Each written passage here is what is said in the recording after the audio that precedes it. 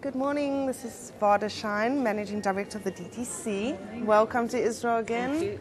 Varda, if you could just tell us what you expect to see coming out of this conference. I think a couple of things. First of all, obviously, it is about people meeting and mingling and getting connections and contacts, which hopefully would lead to business transactions following that.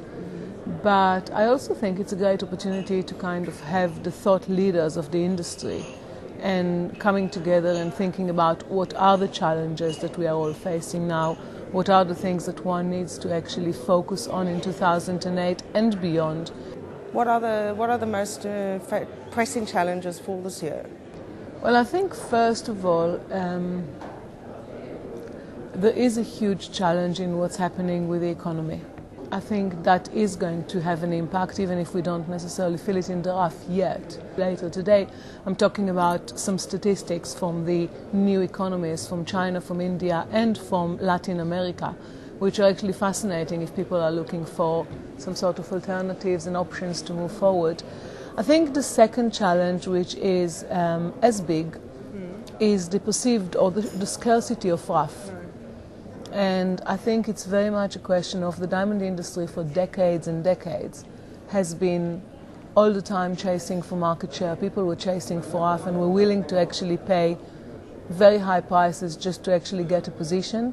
And I think the focus should really shift into how does one take what you have and try to maximize that and look at innovative and creative ways of adding value and actually making that a bigger, better business. And I think there's no better place than Israel for that, because when you look at innovation and entrepreneurship that exists here, look at the high-tech industry, look at all these other businesses, it's really very much about, well, if this is what exists, rather than chasing off and whether it is paying crazy premiums or whether it is doing all sorts of things that are non-sustainable economically, it's how does one use the creativity and initiative to actually look at different ways of working.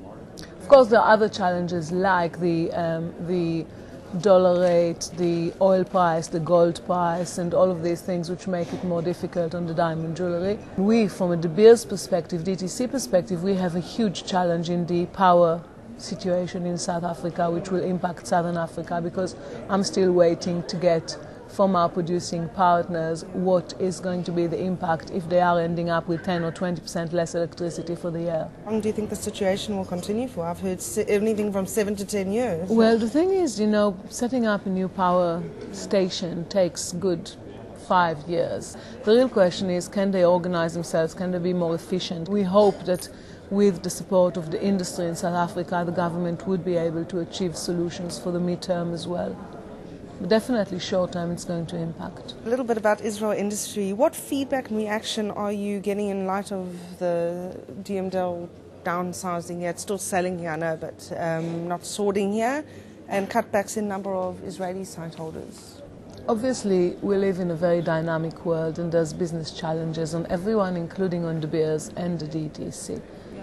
And I think while there was a lot of noise about is DMDL closing altogether, is it not? People do appreciate the fact that we have kept an office here. As far as the site holder list, it's the selection process was very much an outcome of the availabilities we have.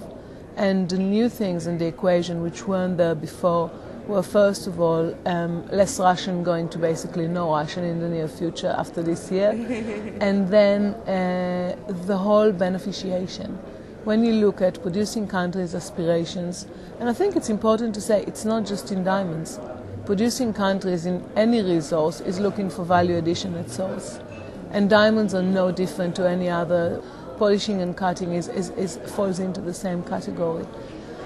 So because we have to sell by 2010, we actually have to sell $550 million in Botswana, $300 million in Namibia. And then obviously in South Africa we've been selling regularly. That means that out of the availability of London, we have about $1.5 billion